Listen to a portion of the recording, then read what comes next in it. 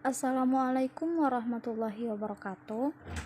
Perkenalkan, nama saya Depi, NIM 2001071071012 dari kelas 2C D3 Akuntansi. Sebelumnya, saya berterima kasih kepada Ibu Lisa yang telah memberikan kesempatan kepada saya untuk membahas materi aset tak berwujud. Di sini saya akan membahas pembahasan pertama, definisi aset tak berwujud, kedua, pengakuan aset tak berwujud, ketiga, pengukuran awal, keempat, pengukuran setelahnya, kelima, penghentian pengakuan, dan yang keenam, penyajian dan pengungkapan. Definisi dan karakteristik aset tak berwujud. Definisi aset tak berwujud menurut PSAK 19 revisi tahun 2010, aset tak berwujud adalah aset non-moneter yang dapat diidentifikasi tanpa wujud fisik. Karakteristik aset tak berwujud ada 3. Pertama, dapat diidentifikasi. Suatu aset dikatakan memenuhi kriteria dapat diidentifikasi jika dapat dipisahkan atau dibedakan dari entitas dan dijual, dipindahkan, dilisensikan, disewakan, atau ditukarkan. Yang kedua, timbul dari kontrak atau hal legal lainnya. Karakteristik yang kedua yaitu kendali atau kontrol. Entitas mengendalikan suatu aset jika entitas memiliki kemampuan untuk memperoleh manfaat ekonomis dari aset tersebut dan dapat membatasi akses pihak lain dalam memperoleh manfaat ekonomis tersebut. Karakteristik yang terakhir yaitu karakteristik penting berikutnya dari suatu aset tak berwujud adalah tidak mempunyai wujud fisik. Dalam beberapa kondisi, aset tak berwujud mempunyai elemen fisik sehingga perlu pertimbangan untuk menentukan apakah suatu aset tersebut merupakan aset berwujud atau tak berwujud. Pengakuan awal aset tak berwujud. Kriteria pengakuan aset tak berwujud pada dasarnya sama dengan kriteria pengakuan aset tetap. Aset tak berwujud diakui sebagai aset jika pertama, memenuhi definisi aset tak berwujud. Yang kedua, memenuhi kriteria pengakuan, yaitu kemungkinan besar entitas akan memperoleh manfaat ekonomis masa depan dari aset tersebut. Kedua, biaya perolehan aset tersebut dapat diukur secara andal. Ada beberapa kemungkinan cara perolehan aset tak berwujud, yaitu perolehan terpisah, akuisisi sebagai bagian dari kombinasi bisnis, akuisisi dengan hibah pemerintah, pertukaran aset, aset tak berwujud yang dihasilkan secara internal atau goodwill, dan aset tak berwujud lainnya. Perolehan terpisah. Untuk aset tak berwujud yang diperoleh secara terpisah, maka pengukuran biaya perolehannya terdiri atas pertama, harga pembelian, termasuk biaya impor dan pajak yang tidak dapat dikembalikan, dikurangi diskon dan rabat. Yang kedua, biaya yang secara langsung dapat diatribusikan yang terjadi dalam menyiapkan aset tersebut sehingga siap untuk digunakan sesuai tujuan penggunaannya. Kedua, akuisisi sebagai bagian dari kombinasi. Biaya perolehan aset tak berwujud yang diakuisisi sebagai bagian dari kombinasi bisnis menurut PSAK 22 adalah nilai wajarnya pada tanggal akuisisi. Penentuan nilai wajar dalam kombinasi bisnis bukanlah hal yang mudah. Jika aset tak berwujud diperdagangkan secara bebas di pasar aktif, maka harga pasar adalah dasar pengukuran terbaik. Jika aset tak berwujud tidak mempunyai pasar aktif, maka biaya perolehan ditentukan berdasarkan jumlah yang akan dibayarkan perusahaan dalam transaksi normal pada tanggal akuisisi. Yang ketiga, akuisisi dengan hibah pemerintah. Entitas yang memperoleh aset tak berwujud dengan hibah pemerintah mempunyai pilihan untuk pengakuan aset tak berwujud tersebut, yaitu pertama, mengakui sebesar nilai wajar, atau mengakui aset tak berwujud dan hibah dengan nilai nominal ditambah dengan segala pengeluaran yang berhubungan secara langsung untuk menyiapkan aset tersebut agar dapat digunakan sesuai dengan maksud penggunaannya. Pertukaran aset. Cara lain perolehan aset tak berwujud adalah melalui pertukaran aset non-moneter atau sekelompok aset moneter.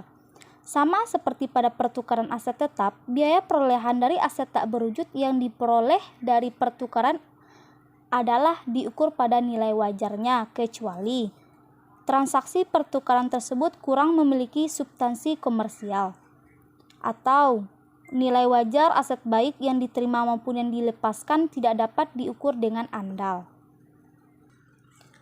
Untuk mengetahui substansi komersial, entitas mempertimbangkan sejauh mana arus kas masa depan diharapkan berubah sebagai akibat dari transaksi tersebut. Aset tak berwujud yang dihasilkan secara internal. Goodwill hanya boleh diakui sebagai akibat dari kombinasi bisnis. Goodwill yang timbul secara internal tidak diakui sebagai aset tak berwujud karena tidak memenuhi kriteria pengakuan sebagai berikut. Pertama, dasar pengukuran biaya perolehan yang andal. Kedua, identifikasi terpisah dari sumber daya yang lain. Ketiga, kendali oleh perusahaan. Untuk menentukan apakah aset tak berwujud yang dihasilkan secara internal dapat diakui sebagai aset tak berwujud, maka perlu dibedakan antara tahap penelitian dan tahap pengembangan. Tahap penelitian adalah penelitian orisinal dan terencana yang dilaksanakan dengan harapan memperoleh pembaruan pengetahuan dan pemahaman teknis atas ilmu yang baru. Biaya yang muncul dibebankan. Kedua, tahapan pengembangan. Pengembangan adalah penerapan temuan penelitian atau pengetahuan lainnya pada suatu rencana atau rancangan produksi bahan baku, alat, produk, proses, sistem, atau jasa yang sifatnya baru atau yang mengalami perbaikan substansial sebelum dimulainya produksi komersial atau pemakaian. Biaya yang muncul dikapitalisasi jika manfaat ekonomi masa depan kemungkinan besar akan diterima. Terdapat 6 kriteria pengakuan spesifik yang harus dipenuhi seluruhnya agar biaya pengembangan dapat dikapitalisasi, yaitu sebagai berikut. Pertama, kelayakan teknis penyelesaian aset tak berwujud tersebut sehingga aset tersebut dapat digunakan atau dijual. Kedua, niat untuk menyelesaikan aset tak berwujud tersebut dan menggunakannya atau menjualnya. Ketiga, kemampuan untuk menggunakan atau menjual aset tak berwujud tersebut. Keempat, bagaimana aset tak berwujud akan menghasilkan kemungkinan besar manfaat ekonomis masa depan. Antara lain, entitas harus mampu menunjukkan adanya pasar bagi keluaran aset tak berwujud atau pasar atas aset tak berwujud itu sendiri. Yang kelima, tersedianya sumber daya teknis, keuangan, dan sumber daya lainnya untuk menyelesaikan pengembangan aset tak berwujud dan untuk menggunakan atau menjual aset tersebut. Dan yang keenam, kemampuan untuk mengukur secara andal pengeluaran yang terkait dengan aset tidak berwujud selama pengembangannya. Biaya pengembangan situs web. Situs web atau laman atau website mempunyai karakteristik aset berwujud dan aset tak berwujud. Menurut ISAK 14, situs web yang timbul dari pengembangan diakui sebagai aset tak berwujud jika situs web entitas akan dapat menghasilkan manfaat ekonomi masa depan. Pengeluaran setelah perolehan. Pengeluaran setelah perolehan harus diakui sebagai beban pada saat terjadinya kecuali apabila kemungkinan besar biaya tersebut memungkinkan aset untuk menghasilkan manfaat ekonomi masa depan yang lebih tinggi dari kinerja standar sebelum adanya pengeluaran tersebut, dan biaya dapat diukur dan dapat diatribusikan ke aset secara andal. Pengukuran setelah perolehan. Dasar pengukuran aset tak berwujud ada dua. Pertama, model biaya perolehan, dan kedua, model revaluasi. Model biaya perolehan. Jika entitas memilih menggunakan model biaya, maka setelah pengukuran awal aset tak berwujud dinilai berdasarkan biaya perolehannya dikurangi dengan akumulasi amortisasi dan akumulasi rugi penurunan nilai. Penentuan nilai wajar hanya boleh mengacu pada pasar aktif. Contoh pengukuran setelah perolehan pada model revaluasi.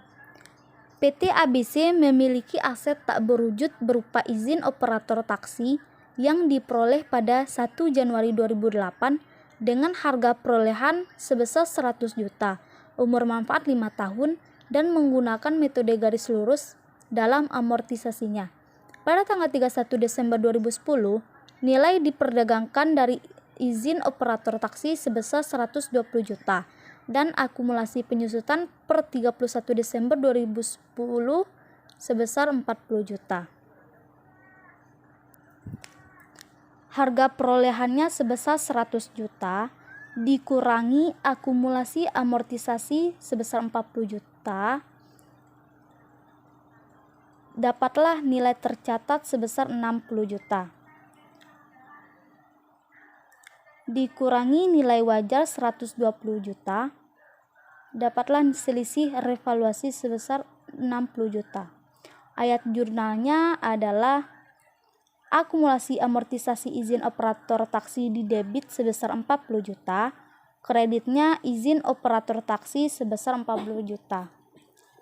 Jurnal yang kedua, izin operator taksi di debit sebesar 60 juta, di kreditnya selisih penilaian kembali aset tak berwujud sebesar 60 juta. Amortisasi. Setelah pengakuan awal, maka entitas harus menentukan masa manfaat aset tak berwujud. Masa manfaat aset tak berwujud dibedakan menjadi masa manfaat terbatas dan tidak terbatas. Masa manfaat terbatas. Aset tak berwujud dengan masa manfaat terbatas harus diamortisasi. Jumlah yang diamortisasi adalah harga perolehan aset atau harga pasar jika menggunakan model revaluasi dikurangi nilai sisanya. Setiap perubahan estimasi, masa manfaat diperlakukan sebagai perubahan estimasi akuntansi menurut PSAK 25. Jika manfaat ekonomis yang terkandung dalam aset tak berwujud terserap dalam menghasilkan aset lain, maka beban amortisasi merupakan bagian dari harga pokok aset lain tersebut dan dimasukkan ke dalam jumlah tercatatnya. Perhitungan amortisasi juga memerlukan estimasi nilai sisa. Nilai sisa biasanya diasumsikan sama dengan 0, kecuali jika ada komitmen dari pihak ketiga untuk membeli aset tak berwujud tersebut pada akhir masa manfaatnya atau terdapat pasar aktif. Sebagai contoh, amortisasi. PT Halimatun membeli paten dengan harga perolehan sebesar 300 juta pada tanggal 1 Januari 2010.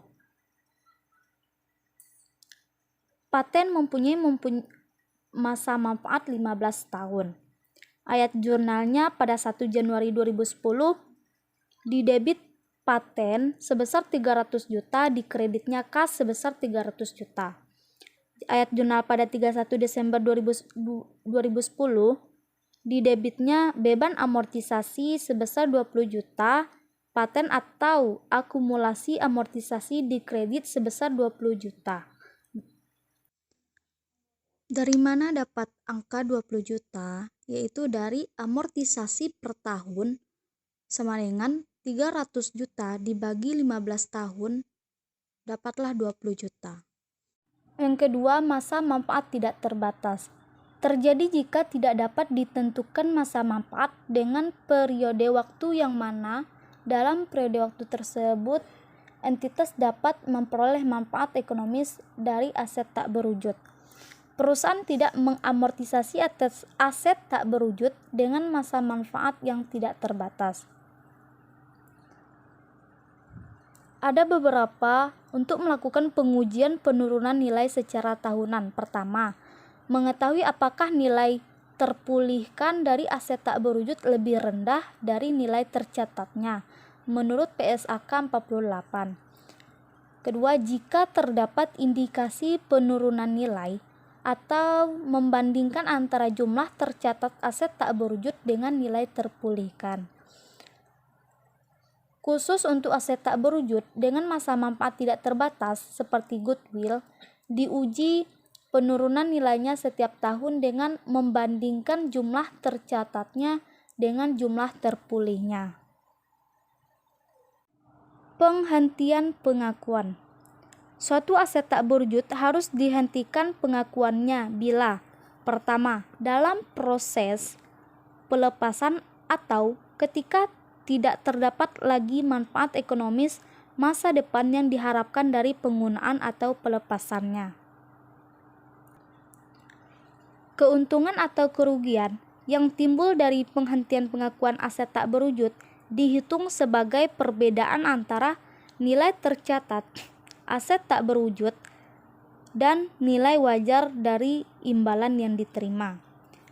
Imbalan yang diterima pada saat penghapusan suatu aset tak berwujud diakui pada awalnya sesuai dengan nilai wajarnya. Jika pembayaran untuk aset tak berwujud ditangguhkan, maka imbalan yang diterima diakui sesuai dengan harga tunai. Perbedaan antara jumlah imbalan dan harga tunai tersebut diakui sebagai pendapatan bunga. Penyajian aset tak berwujud dan akun terkait. Dalam laporan posisi keuangan atau neraca, aset tak berwujud termasuk dalam aset tak lancar. Dalam laporan laba rugi komprehensif, penyajian beban amortisasi dan kerugian dari penurunan nilai sebagai bagian dari laba operasi berkelanjutan, kecuali apabila kerugian dari penurunan nilai tersebut berhubungan dengan operasi tidak berkelanjutan. Berikut adalah contoh penyajian di laporan posisi keuangan atau neraca consolidation PT Unilever Indonesia Tbk dan anak perusahaan 30 Juni 2011 dan 31 Desember 2010.